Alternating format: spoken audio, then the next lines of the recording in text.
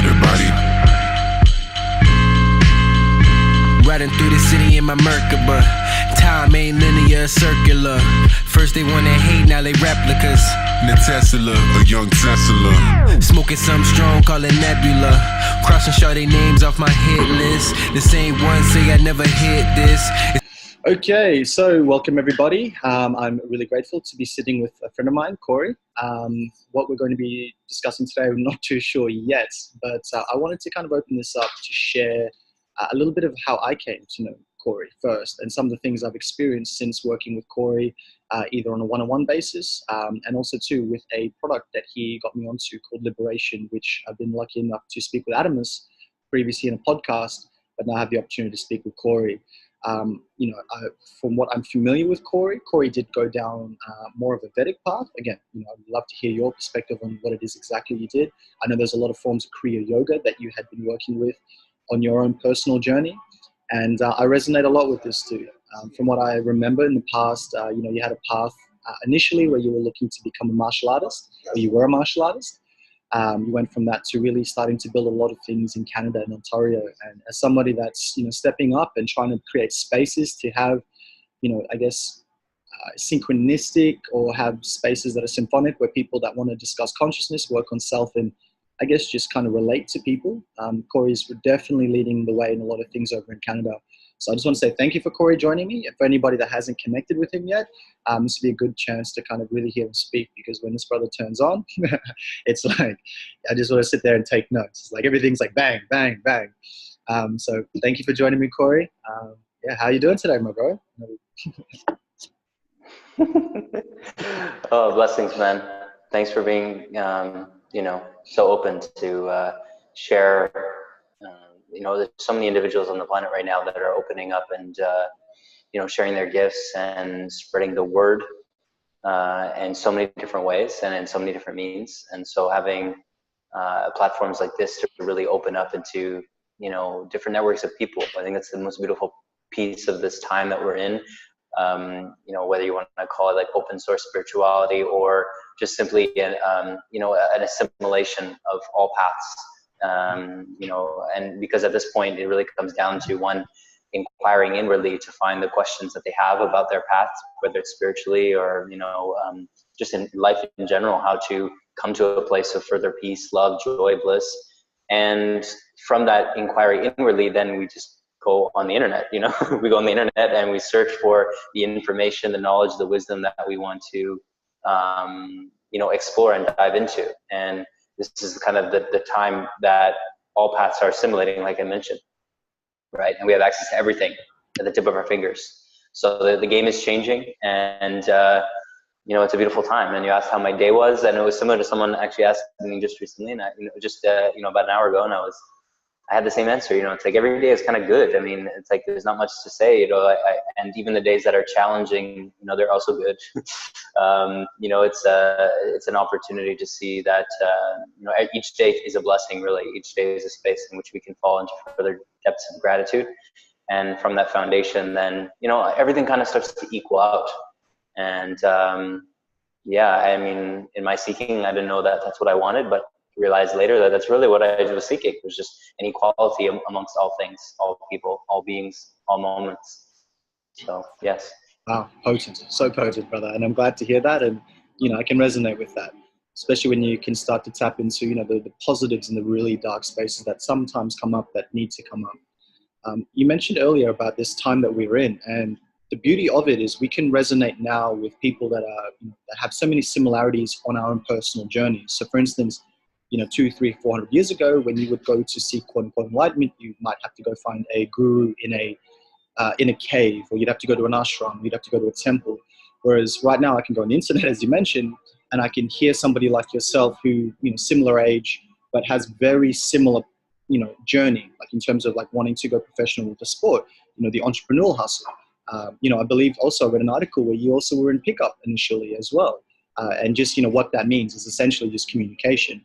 And me personally, I don't know if I've ever told you this, that literally is almost like a checklist of the things that I got into until I started seeking self. So we're in a time and space where it's like, one, the nodes or the leaders that we're connecting with, because we're all like individual nodes as we come to realize that. and we can resonate. It's like, well, man, like I've got like a mirror over here in Ontario that's doing big things, that it's like when I see that, I can relate to that and work with what I need to work with, and kind of mirror in those senses that I feel that I need to go towards, but then use my own uniqueness as well. And, you know, I think your path, from what I've seen, I haven't really met too many other people that had very similar paths as you, and have come out with the same kind of knowledge that you have, because you really have been pioneering this for a long time now. I guess, do you want to start there? How long has it been since you created the Lifestyle Center and you've been doing, you know, very community-based work over there in Canada? Mm. Yeah, well, I appreciate that those pieces there, because I mean, naturally, you know, yeah, the beauty that we have right now is that, I mean, in a certain sense, we've always had it, but now it's opening up to more of a playfulness, at least within this dimension. You know, like that's the reality. It's like there's nothing new under the sun, and in the same light, there's you know, an endless, infinite kind of evolution or unfoldment of this play, this game, and the times we're in are you know, quite exciting, because they're expanding at an exponential rate from just the cycles in which we're coming to, and then the natural expression and mirror within technology, and that the opportunities that technology are presenting to you know, quicken the pace, if you will, and quicken the pace of everything: connection, destruction, creation, personal growth, personal unfoldment, spiritual development. I mean, the full spectrum of life is really at our fingertips. And so, you know, that's been a prevalent theme in my own path, because yes, like, you know, when you're talking about like creating community physically, you know, since 2011, that was when we created our first, you know, center, which was geared more towards fitness and martial arts and all this. And I was just opening up into my spiritual path, you know, at that time, at least remembering it, because even as a child, I was, you know, wanting to be a priest, or you know, asking bigger questions and things. But as we all were when we were a child, and then we go through conditioning, which softens that or numbs it or destroys that in many ways. And so, you know, the time of like 2011 and then opening up into 2012, which was like a big year for many people, that was a time in which it was really crystallizing in this nature of, okay, well, you know, what is the center that's being created? What is this community? You know, why is it that all these like-minded people are coming together? What does this really mean? And so that was kind of like, I guess, the first physical space. But like along my path, where I was so deeply invested into different stages of my life, whether it was, yes, like the more pickup oriented and dating community, whether it was the martial arts community, the fitness community, you know, each one of these, I was either in some online or some offline community where I was deeply ingrained, and, you know, designing myself on how to be a leader within these communities, right? And so it was a natural progression to be making a physical community, which lasted for about four and a half years. And, you know, I learned a lot about myself on that quest, and naturally, you know, came to a certain clarity on what, you know, the meaning behind community really is. What is the foundation of how to create a strong community? And secondly, how to recognize that it is still the journey of individual sovereignty that has to be reminded and remembered. You know, it's a very big trend to create community and a tribe and all these things these days.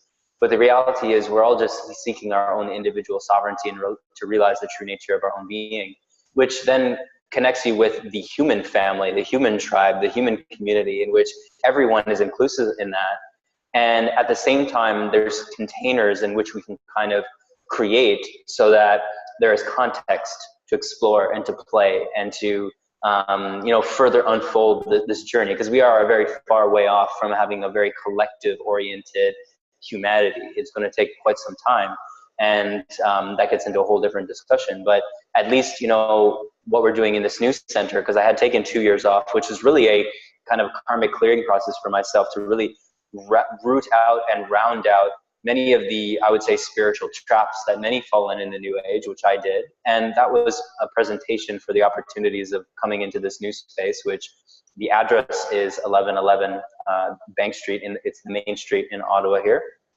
And that all happened synchronistically, this address and this space and all these things. And, you know, like it will for each of us. And like it is for most people watching this, and like yourself, you know, the natural synchronicities align for those that are devoted to truth.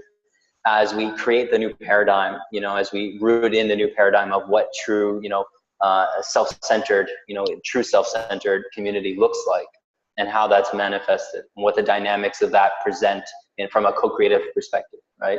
So yeah, there's a lot of things we can dive into there, but this is the foundation of it. Oh, bro, for sure. And I just want to say props to you, because like one of the things I like to do is build people up when, I see something that, you've been pioneering for 7 years now. So that 2011 to now is the 7 years. You took 2 years off. More so just like knowing a bit about yourself, your nature. So, one, I believe you're an Aries, could be wrong there. What they say, initiator generally. And again, just labels, but knowing that you're also a manifestor when it comes to the human design element. And with what you've had to personally experience to come back after your 2-year hiatus to realize that the pitfalls, as you mentioned, which is something that I really had to focus on at the start of this year, because it wasn't until this year where a lot of the shadow caught up with me and be like, time to deal with this. Not to say that I'm there yet, but it's like definitely more so than what I had in the past. So most definitely can resonate with that. And I just want to say props to you, because as people come online and, whoever gets, again, blessings to anybody that does come across this, there are individuals that we can learn from that have had to go through a lot of experiences that we can, quicken the pace, even in this space, to be able to build certain things if that's what we're called to do. But not just from the fad that does come up with the new age, with a lot of things that, certain people began, as you did 7 years ago, that needed to go through different processes, different things to then find out the resonance that needs to be there to be able to hold these spaces. And so I think I said Ontario before, but you said that you're in Ottawa. Is that correct? I just want to make sure. Ottawa's the city. Ottawa's the city. It's the capital of Canada in Ontario. So okay. Yeah. I'm learning. I'll have to come check it out hopefully in the next few years. That's the goal, to get real, man. Over. Mm-hmm. So there's definitely a few ways we can go from here. I would like to firstly I'd actually like to open up, see if there's anything in particular you'd like to speak on. If not, we can potentially go down the path of some of the things that you've had to deal with moving forward to this, because this could potentially lead to liberation. If not, there could be other things. But with what you're building, and I know you've been doing a lot of music, and the synchronicities we have, I'm literally right now listening to piano in the background. I'm in a music studio right now. So I know that you've been more focusing on creative outlets as well as part of this whole process towards individual sovereignty and the spaces that you're creating. But we could potentially start with your current projects, move on somewhere from there. If not, we can go through some of the things that you had to deal with over those 2-year processes, because this could be highlighting things for me that I haven't been aware of myself. But I kind of just want to leave that open just to see what you feel is the most you're more inclined for. Yeah, well, I definitely feel like diving into the essence of the preparation for the space is important, because there is some specific lessons that naturally I feel most people are unfolding within at this time, especially those who have dived more deeply into the various realms of seeking in the new age. Now, at the same time, an important point which you had touched on, which is the nature of the human design chart. That is an important dynamic, not just human design. I mean, there's a full spectrum of different personality type of readings that one can dive into. And all of them have their strengths and weaknesses. I mean, human design, like other specific facets of knowledge at this time, are in many ways a more cosmic view, I see it as, and a more, let's say, assimilated form of knowledge that's coming in at this time, that's generally being brought forth and pushed through the younger energies, the younger generations, or just the essences or the energies that are not tainted by specific lineages on the planet. And that's an important piece to speak on, because the nature of a lot of these specific systems that are starting to arise over the past certain period of time are bringing forth specific energies in which are really graduating us from past viewpoints and systems of spirituality and ascension and personal development, and moving us into realms in which many are really in tune within their hearts, and they're having these systems being presented in the mirror of that desire or that essence, so that they really can navigate their path in a more sovereign and free way. And human design in specific is applicable for each person here, simply because the importance of understanding the dynamics of your own path or your own nature is important in discerning behind the teachings of any specific teacher, so that one's not getting caught up in the plethora of specific teachings that they may be kind of generalizing or having blanket statements around, that many sincere seekers are taking and then applying to themselves, but may not necessarily be applicable for them. Now, at the same time, as one continues to be more refined in the discernment of their own path, they will align themselves with specific teachers in which are speaking more consistently and congruently with direct revelation. This is why the teachings of Jesus, Buddha, Muhammad, Moses, etc., are going to be aligned and direct for pretty much any design. It doesn't matter. It's a direct revelation that is coming from a non-dual space. It's coming from a direct revelation of truth. So this application of their teaching is going to be applicable to any human on the planet. That's why they were so simple. And so it's kind of playing the dance with it, right? Because even in human design, we can get caught up in specific things and become fundamental in specific ways of being just because the chart is saying so, and yet not bringing a certain level of common sense, which all direct truth-based teachings will have, because they are the abidance or the paradoxical view of logic and rationale, or logic and the left and right brain, the East and the West, the spiritual and science. They find the middle point in which the mind can't hold on to for any specific type of conclusion, right? The mind is usually destroyed when the direct revelation of truth comes from a being who is abiding there. So it's kind of a paradoxical view, at least on even as somebody's listening to this, taking each thing that's being said with opening up to the true resonance of one's own heart, because then the message will come through and it will either stick or it will not. And then, one can naturally move with that as it's applicable for their own path. Thank you for that. And I love the way that you even shared that in terms of some of the teachers you mentioned, Jesus, Buddha, Allah, all these people that generally are very polarizing. And from one scale, you can kind of be caught up in the division. This person's Christian, this person's a Muslim, this person, or the teachings, ensue this certain religion. But fundamentally, no. They all are speaking from the same perspective if you can have I believe it's the eyes to see and the ears to listen. So thank you for that. And human design, again, because I know when you were diving into it, you were working a lot with Thomas and Danielle. Big shout out to them. But they were the ones that, again, kind of shared that with me 2 years ago. And it was just the seed that sat in the subconscious until it kind of blew up a little bit again this year when I started to really see it in my own makeup. And everything you said almost was speaking directly to me because, especially when you become somewhat dogmatic in terms of the teachers you dive onto, because when you realize that there is this layer of the new age that, there is a truth in everything, but there's layers of it. And you can maybe potentially pick up certain jewels for certain teachers, then have to go and graduate to the next, and then, potentially come back later on for another piece of information from this teacher. But I found myself, and again, I'm only speaking from my experience, maybe attaching a lot of emphasis to certain people and taking everything on board, even though I wasn't fully able to comprehend it until I came into that certain part of knowing of myself and still unfolding in that way. So thank you for that. Thank you for that confirmation. And especially the layers of how we can talk about the energetic exchange that happens with human design, down to the fundamental places of, knowing your aura type. As I mentioned earlier, you are a manifester. So for me, being the person that I am, not just from the system of human design, but when we look at the zodiac and you look at a few other systems, I know how I interact. And so when I know now the energetic systems of other people, I know, okay, certain ways I interact with certain people based on my nature would need to be kind of put into context. Because like if I come at someone like, with all my energy, it's like, hold on, that's not how this person would want to receive you. You might be saying the right thing in the wrong way. And that kind of ties back into all spiritual truths. Because from what I've come to learn, and I'm trying to continuously remind myself, I am continuously reminding myself, so you can find truth in anything. From the homeless man you're speaking to down the street to, to looking at nature, obviously, as what our ancients knew.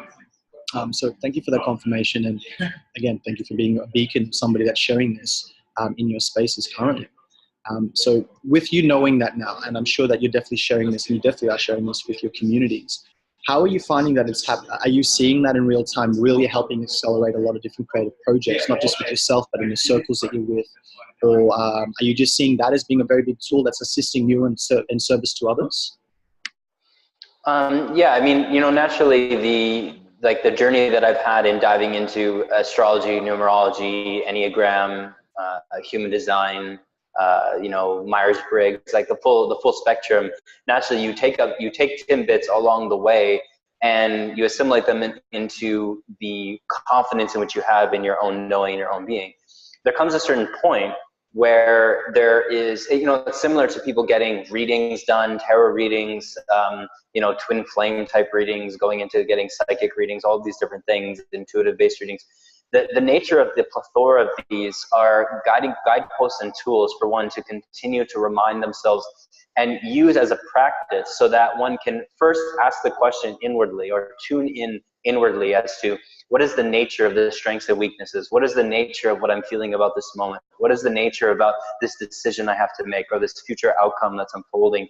What is the nature of that, and how do I feel about that now here within as a primary practice, so that if one decides that they would like to consult, a reading or a chart or, some quiz or something that gives them insight, they at least have already attempted to do the work inwardly, so that they're already practicing the muscle. And thus then when they get the reading, they're either getting confirmed or they're just getting pointed in a direction in which naturally, if they've done the sincere work, they will have already understood, they will have already kind of had some sort of inclination. And this is a very important tool because it releases one from any sort of codependency on any specific reading, chart, teacher, healer, etc.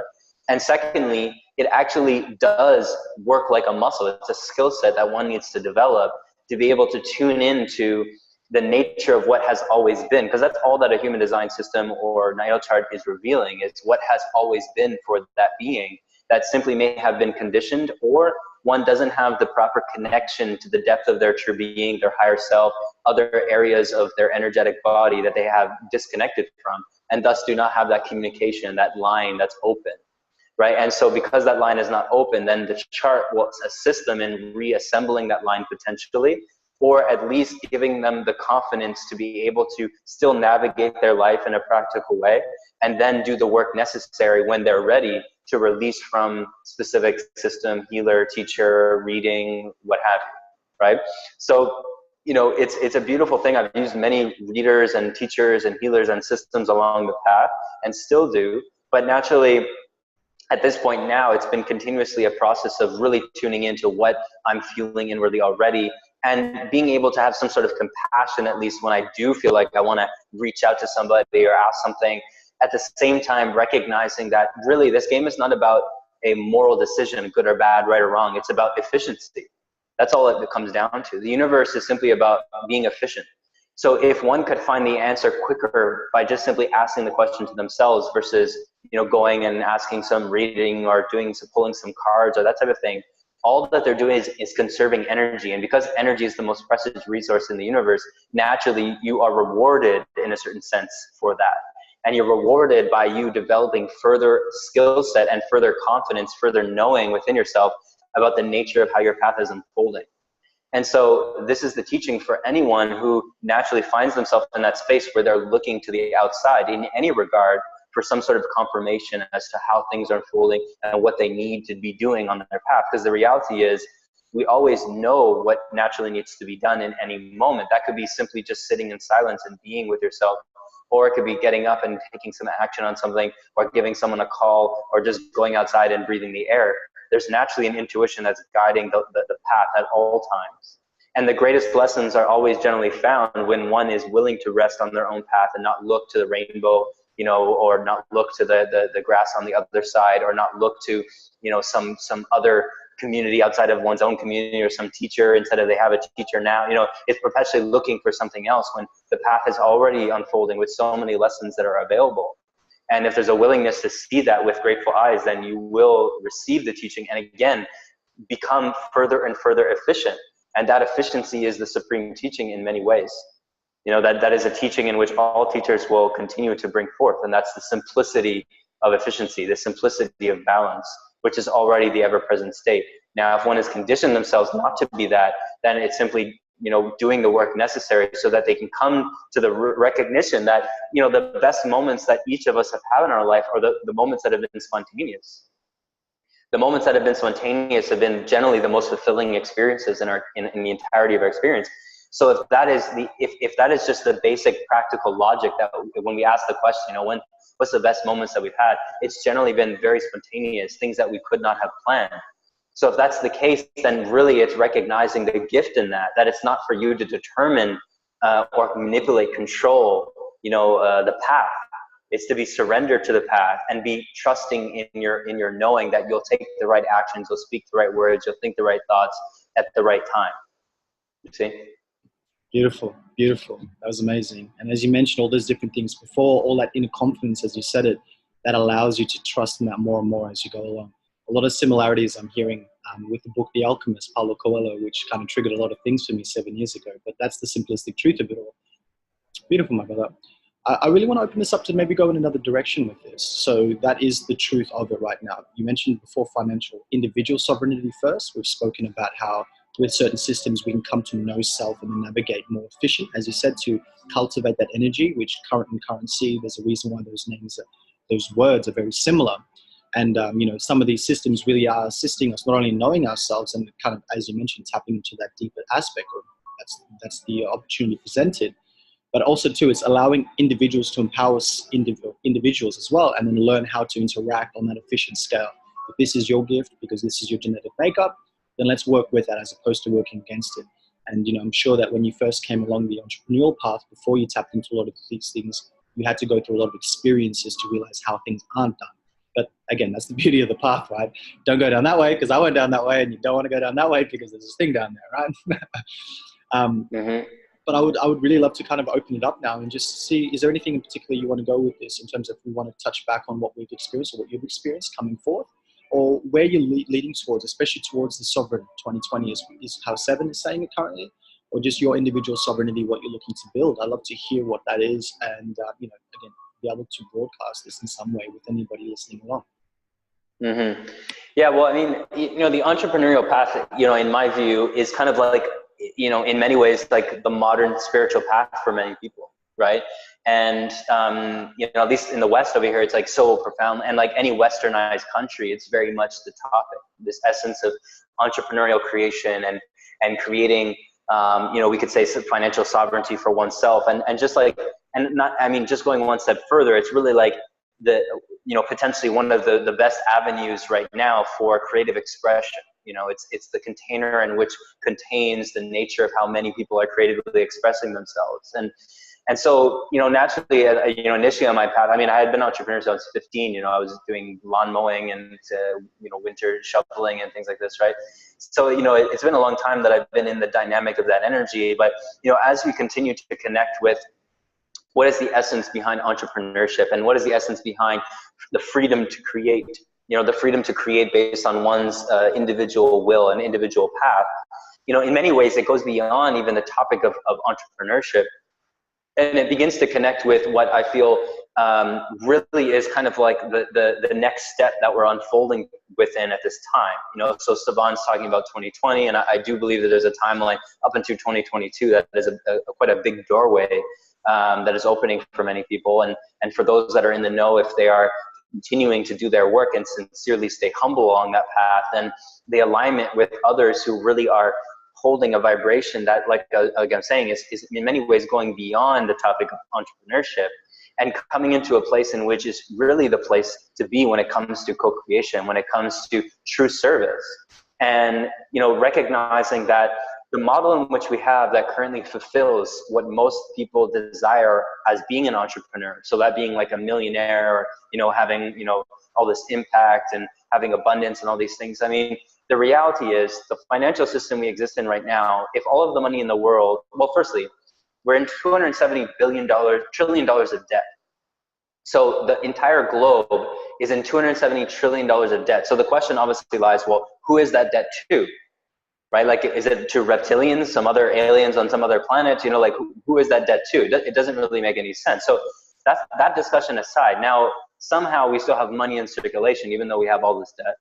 And if we were to take all of the money in circulation and divide that amongst all the people on the planet, that would only leave about $23,000 for every person on the planet. So the idea of this entrepreneurial path of becoming financially sovereign to become some millionaire, well, the reality is that doesn't really actually make any sense. Because if we were to become a millionaire, then that is going to leave less for somebody else unless more money is printed. But if more money is printed, then that $1 million doesn't really mean anything any longer. So the system in which we're governed within does not equate to the mindset behind even the most sincere entrepreneurs that consider themselves conscious in all this on the planet. And I was one of them. But as I continue to dive into it, I recognize that it's not a sustainable method. I can continue to hold the illusion within myself that I want to be this $1 million businessman and have all this wealth. But the reality is this cannot occur within the system we currently exist in. Something new has to be created. And of course, as we're seeing, you know, the opening of cryptocurrency that blew up in 2017, we're seeing the avenues of gift exchange and gift economy and intentional community that's opening up around the planet.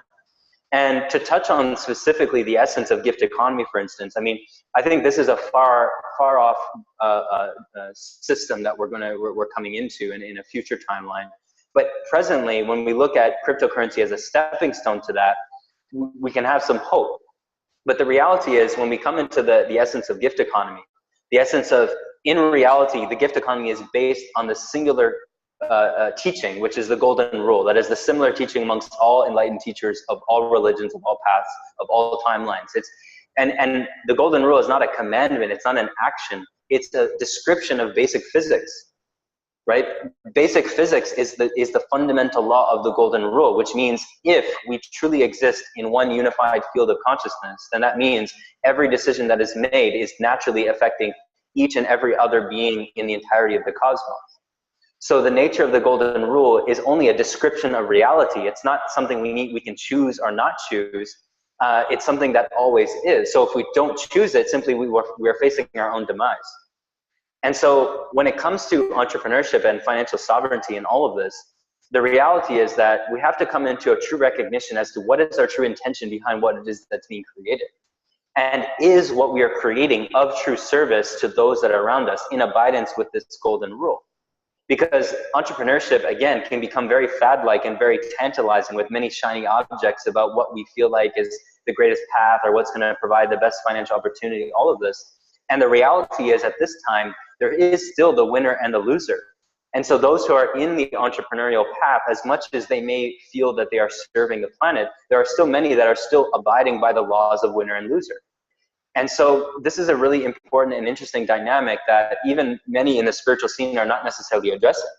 Because, you know, there's two sides to this. On one level, if each person is holding, say, a billionaire consciousness, the energy of what it means to be a billionaire or having that wealth, well, naturally, what will be bred by that is a change in physical materiality, which means the opening of new currencies, the opening of new opportunities, the opening of basic income for each individual, the opening of more fluid gift economy, gift exchange type of dynamics, right?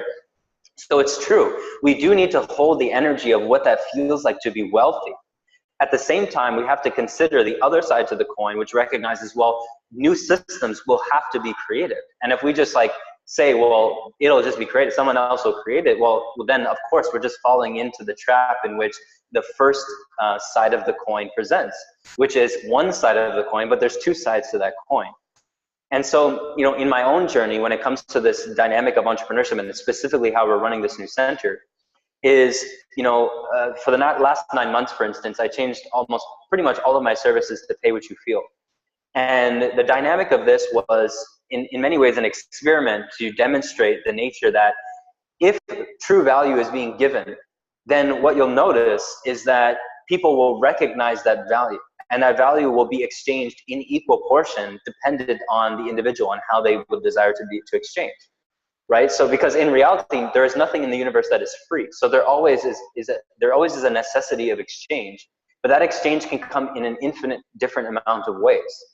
And so what I noticed firstly is that not only did my revenues in my personal business basically not change, they were all pretty much the same. What was also much more expansive is the energetic essence behind my relationship to clients or people I was working with, and the nature of all of the other profound gifts that were perpetually coming in my direction, that were doing so because of the nature of the universe understanding that they're not coming in my direction to be hoarded, but they're coming into my direction to be further gifted back into the community, into the ecosystem.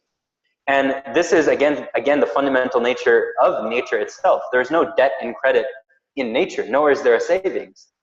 There is fundamentally just one specific law. That is, everything is already paid for, and the nature of each being within nature is designed to pay it forward. So if we're abiding by this natural law, then we're not in a consideration of, okay, I'm giving this energy and effort, what is coming in return, or what is going to come in equal exchange to that. There's not even a consideration of that. It's like if we look at the sun, right? Like if at any moment the sun were to even, like if it had a brain and it were to consciously consider the need for the planets to give it something, within an instant, the entire solar system would collapse. And you know, going even more practically, the planets can't possibly give the sun anything. There's nothing the sun can take from the planets. It has realized its light. It's realized its inexhaustible nature to give. So from that standpoint, it's always provided for because it's self-sustaining. This is the nature of free energy, right? So these are fundamental principles that I feel like are really important for any entrepreneur that's even beginning on the path, that generally is in the typical mindset of like, oh, I want to follow like Gary Vaynerchuk, or like have all these businesses or these types of things. I mean, from a conscious perspective, not to come from a place of judgment, but if we look at Gary Vaynerchuk, who's actually spreading a lot of really beautiful teachings, the reality is there are many aspects to the dynamic of what's being created there that are fulfilling the system in which is destroying the entirety of consciousness at the fundamental level. Some of his biggest clients are some of like the most death-based companies on the planet. So as much as we can look at and take certain teachings from people, we have to consider the bigger picture. And this is what I'm so excited about in the nature of transparency on the next step of this internet game of leaders and influencers and entrepreneurs and all this, is that we really can have open discussions about the reality of what's really going on, not just what's being, you know, shown on one's channel and then, you know, they have their fans, but those fans may be ignorant to other teachers. This is the true interconnectivity that we're coming to. And coming back to the entrepreneurial pace, it's really the inevitable game of what we're unfolding to. You know, it's recognizing that it's not about entrepreneurship. It's about following one's authentic path of truth, realizing the true self, becoming enlightened. There's nothing else to it. It's realizing one's true nature as the fundamental goal of each being. And from that place, seeing what the natural creation wants to come from there. How is the creation coming from that place? Right? And in many ways it's paradoxical because it's the path in which we'll take one there.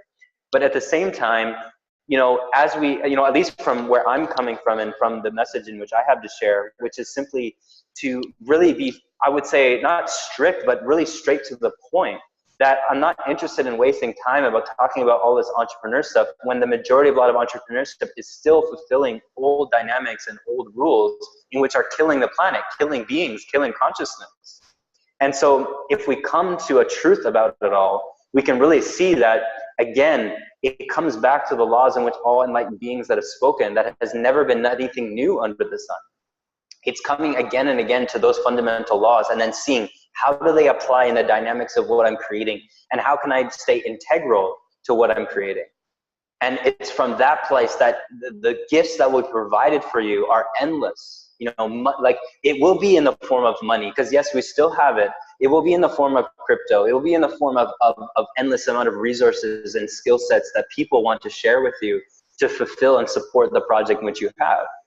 And, you know, it's been, again, the foundation of this center we're creating here, which is a new paradigm community center. That's how I view it, which is called Awaken.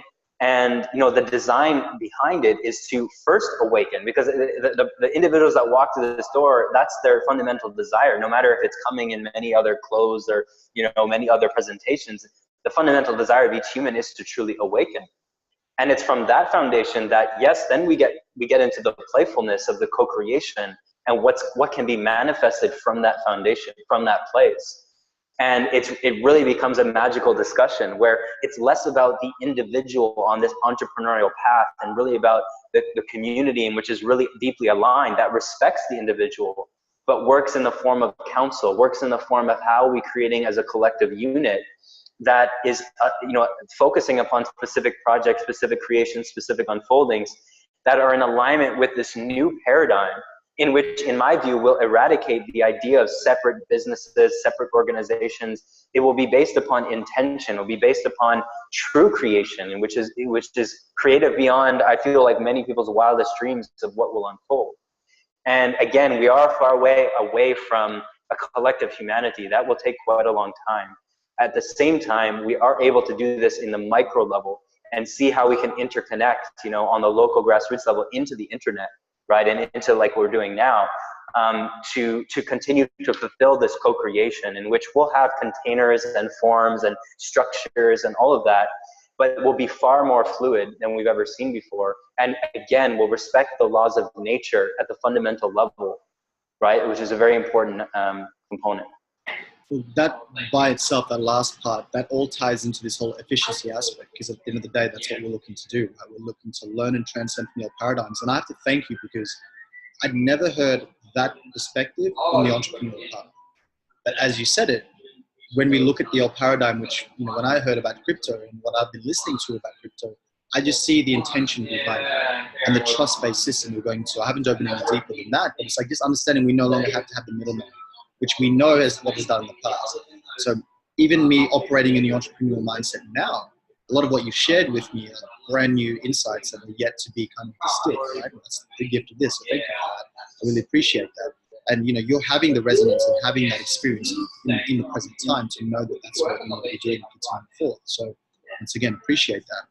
With what's unfolding right now, so you mentioned a few things, this gift-based system, you've got cryptocurrency, which we've talked about a few times. What is the eventual goal with your specific platform right now? So you've got the new shift paradigm to help people awaken. Is there a goal to make this into cross countries, or to start to expand outside? Like, you know, we're going worldwide with this, man, because like I'm seeing spaces here in Australia coming up, and I'm, you know, on my part, people I'm resonating with, people, the connections, it's like we're going to create these nodes. And I mentioned this a few times because I don't know enough in terms of time frames when the collective consciousness will wake up. I just know that there's a lot of people out there working in these areas. Like we get to these groups, we start sharing this knowledge with them. Who knows what's going to happen, right?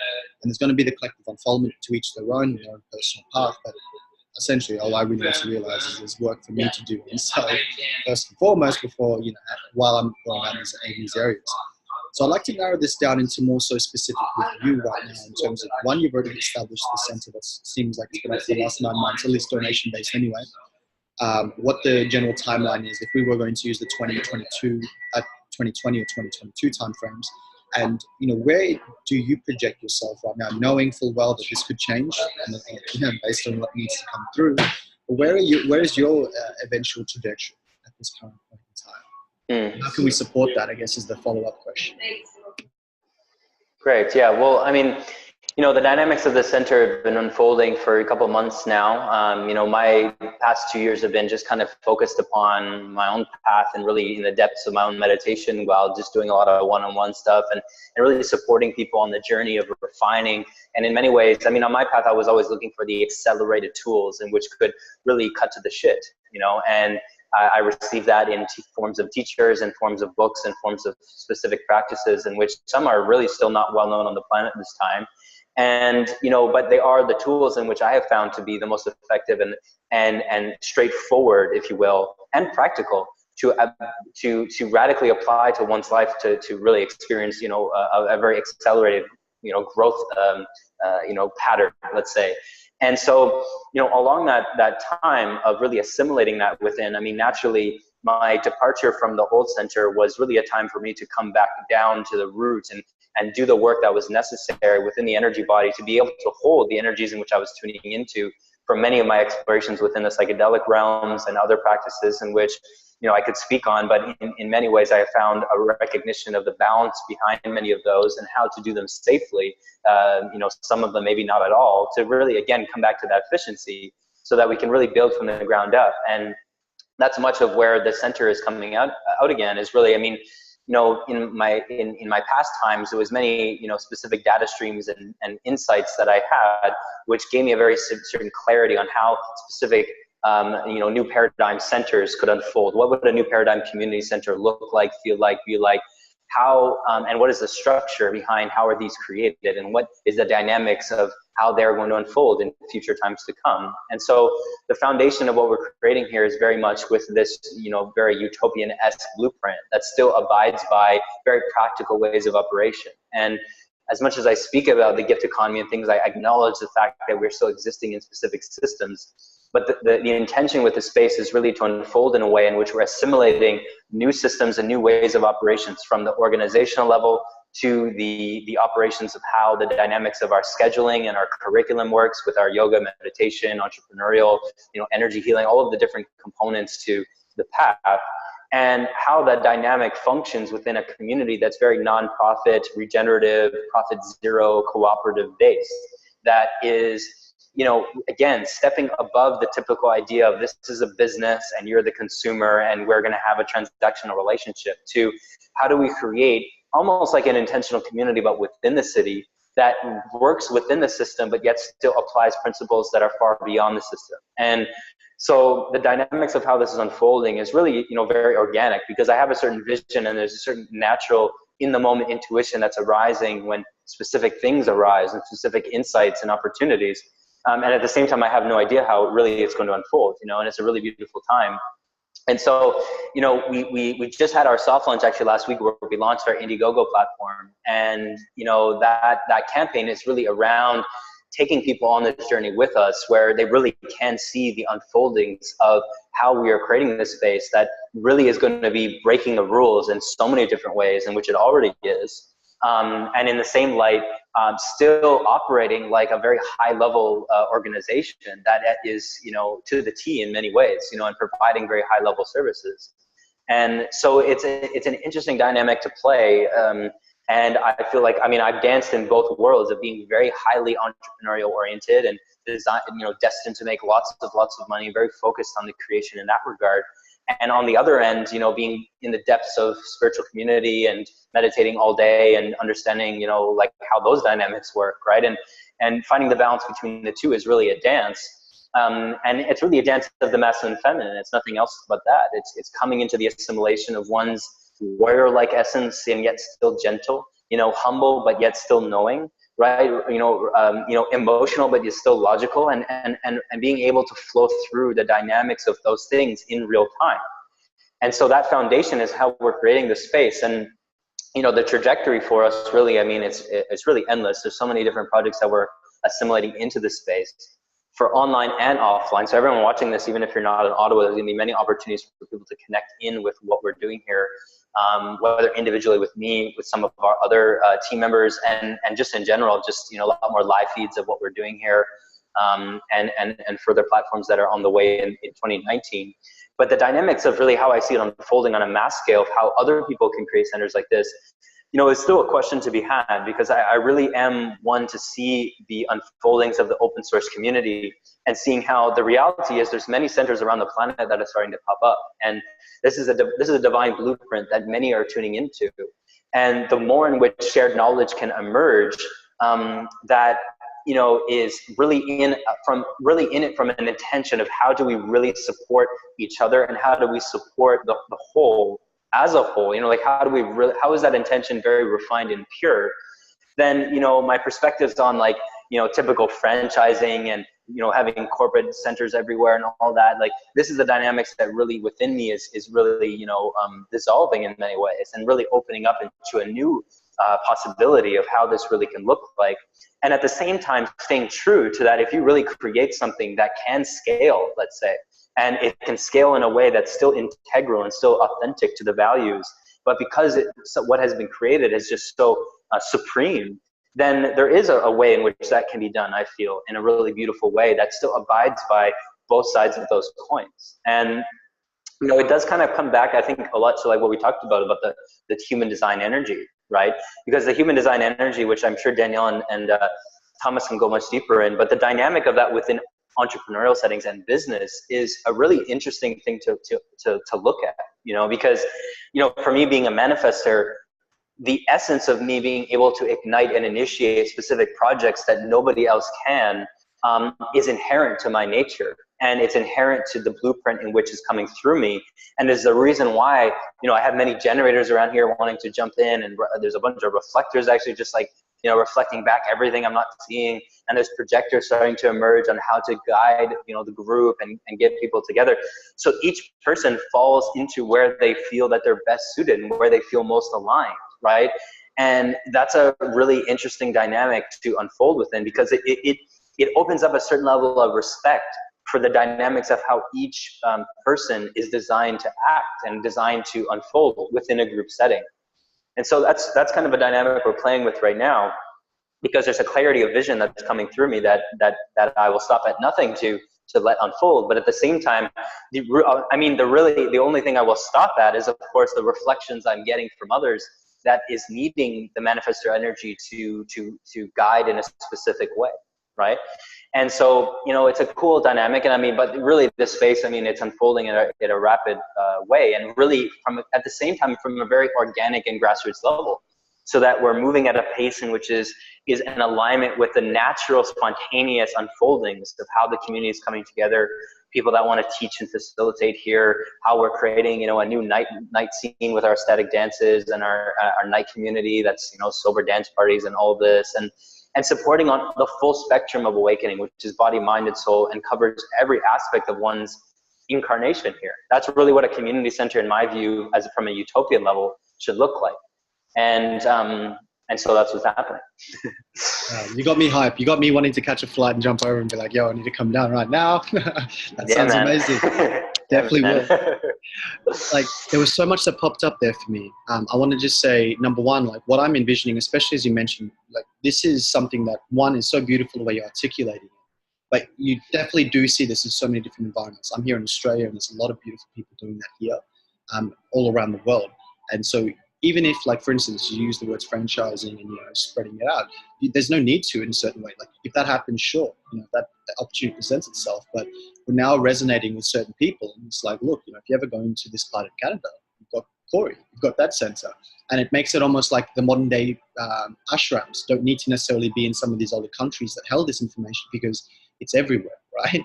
Life is everywhere, and so is the spirit.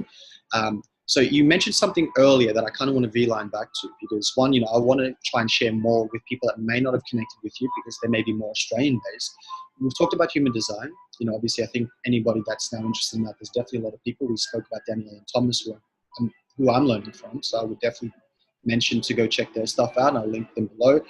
But with you specifically, as somebody that did work with you for several months, so I worked with you a few months, I learned a lot in terms of numerology with the chart readings.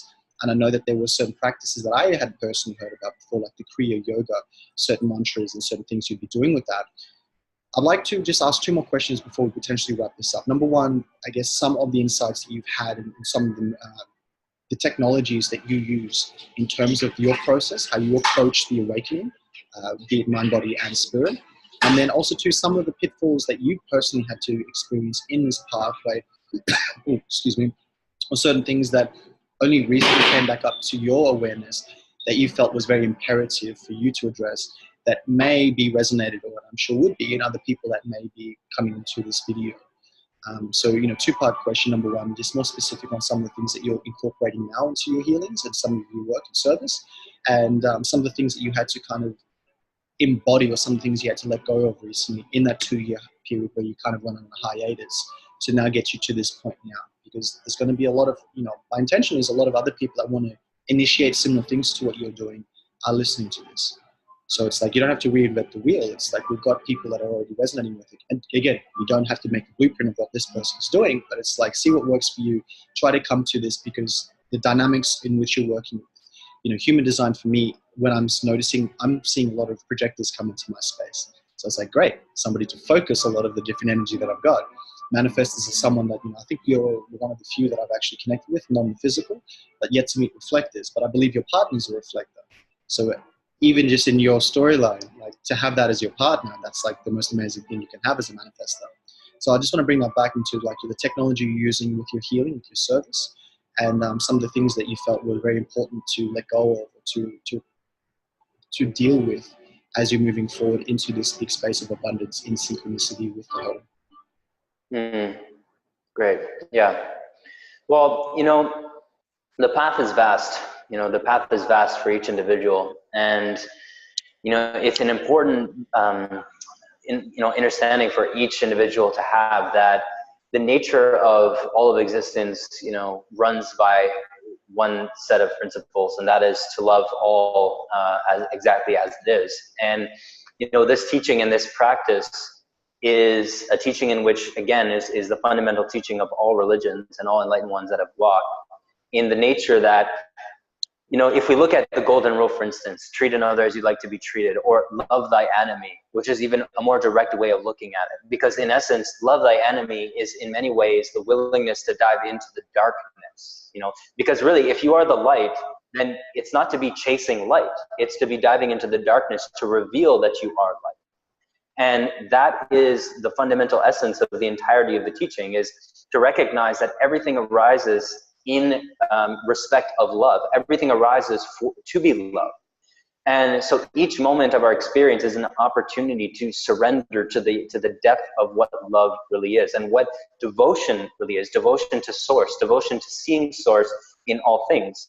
And so when we look at like the miracles of Jesus, for instance, the reason why that was able to occur, I mean, there's many fundamental reasons we can come into, but the reality is that for one to be able to do a miracle healing, let's say, to transmit the energy of source and to be able to receive the energy of source, is one who is able to pierce through the appearances of what we could say is the enemy or the darkness, and to pierce through the illusions of these appearances to see the source in all, to see the source as all things, to see the self as all things. This is the fundamental practice for anyone to apply in their own experience, is to recognize that if one is willing to give up all of their preconceived notions, beliefs, opinions, ideas about how something is arising in their experience, and to perpetually move to that place in which one is able to experience the depth of love for whatever is arising. This is really the nature of realized living. This is awakened living. This is the accelerated path. Because one is not only using the description of reality as an opportunity or as a lens to see from, they are practicing that description as if it were an action. And that's the simultaneity and the paradoxical aspect of seeking, where the mind is in essence seeking to destroy itself. It's using practices that, dependent on where one is receiving those practices, they will be further and further in alignment. If one is coming deeper and deeper into their own discernment, they will be further and further aligned with the truth itself. So the practice, like the statement, treat another as you like to be treated, or let's say, I am that I am. Both of these statements are descriptions of reality at the same time as they are practices. I am that I am is the practice of being aware of awareness itself, of focusing upon one's own awareness. I am that I am, which is to recognize you are that in which you are seeking. You are that sense of being, that pure awareness in which is at the source of this moment. And this, in essence, is self-inquiry meditation, which is a fundamental aspect to my own path. The tool of self-inquiry is not just meditation, it's meditation with an intensity to it. It's meditation with a willingness to destroy. It's a meditation in which is directional in the space of finding what is the true source to this moment. Because if we are all seeking to find some objective God, some objective creator, some objective source to creation, well, the only way we can do that is through our own subjective experience. So self-inquiry is the fundamental nature of this practice of recognizing that you only have your subjective experience at your disposal to seek for anything. And so it is much better to just seek for the source of this subjective perception rather than looking for some objective truth or objective God. It's to know what is the source of this subjective moment, this very awareness that is here. What is the source of that? Can I know that? Can I come to find that? And can I rest at that vantage point for longer and longer and longer periods of time so that I can see that that is actually the foundation of everything in which arises. And it's from there that realization actually occurs. So self-inquiry, which is in the West has been predominantly taught or flowed through from the original teachings of Ramana Maharshi and Nisargadatta Maharaj, which are some specific non-dual teachers of the 1900s. But in reality, any great enlightened being was always speaking of the same truth. This means of finding the fundamental source awareness that all meditation techniques, all breathing techniques, all ayahuasca, psychedelics, all of it is pointing to. It's pointing to this final technique, because in many ways it really is the final technique. And it's from that foundation that one then is really preparing themselves for eternal living. Because that's all awakening is. It's the preparation for eternal life, where you don't end up in some endless pit of a void of nothingness. You are now at the true beginning of infinity, of eternity, where you potentially, it's like if you were to meditate. I remember giving this to some people, meditate on the potential that you are in this body forever. or meditate on the potential that you will not perish, which in many ways it's easier to say, okay, I'm not going to ever leave this body. What if this is it? What if you will always live in this body? Even if you're traveling to the farthest reaches of the universe, you're always in this same body. What if that's the case?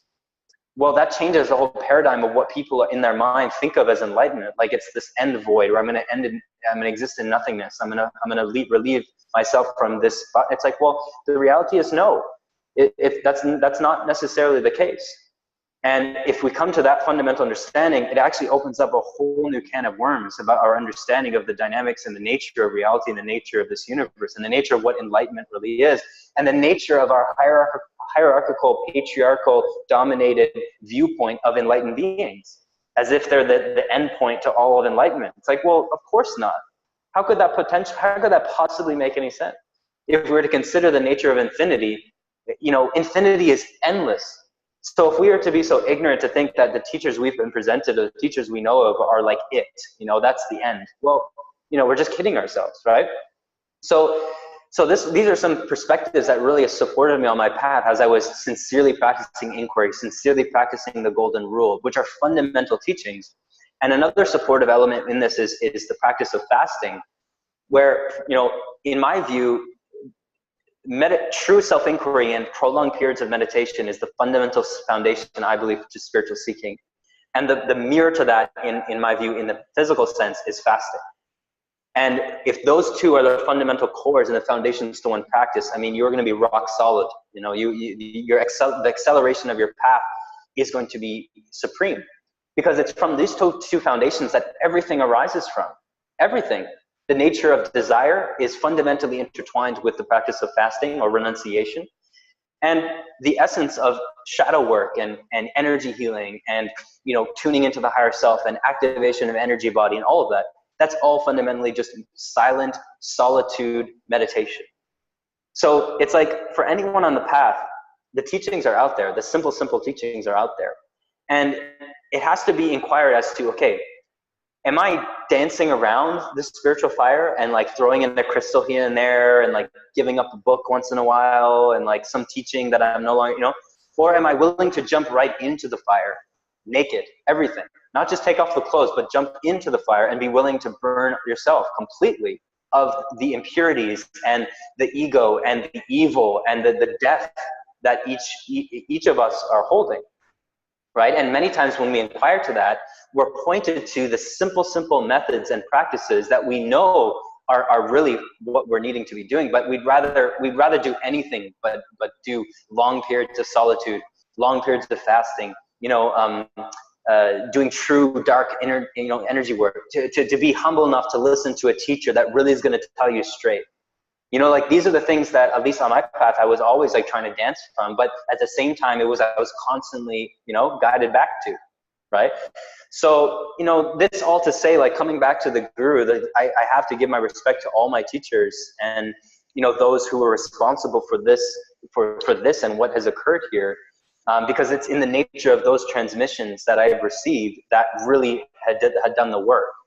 And, it was more recently that I dived into this past year in the Rasa transmission, which could be for another day. I've done a very long interview with my teacher who I received this from. But the Rasa transmission is one of numerous transmissions on the planet this time, which are naturally just specific technologies that can support in rapid, accelerated ascension or realization of truth. And understanding that this is, again, nothing new under the sun, because the essence of anyone on the path is simply this. If one wants to attain any sort of realization on their journey, the humility that's required to sit in front of a true teacher and to be humble enough to listen and receive that energy, receive that grace, will be required whether you have a physical teacher or a non-physical one, whether you receive grace from a physical teacher or from the divine itself. Grace only pours for one who is humble enough to be willing to give up everything. And in that, they will receive everything. It's the trade-off, it's the golden rule again. So that's the fundamental essence, is that all spiritual seeking is preparing one to receive grace. And grace can come at any time, right? And it's not like this like pinpoint enlightenment where like everything changes, but at the same time, it in many ways, it very much is. chop wood, carry water. Before enlightenment, chop wood, carry water. After enlightenment, is still really much the fundamental nature. It doesn't change anything, although it does provide one with a completely new foundation on their viewpoint to the experience, and coming into a recognition of really everything is just an arising experience. Everything is coming and going, and you are the awareness in which is observant of it all.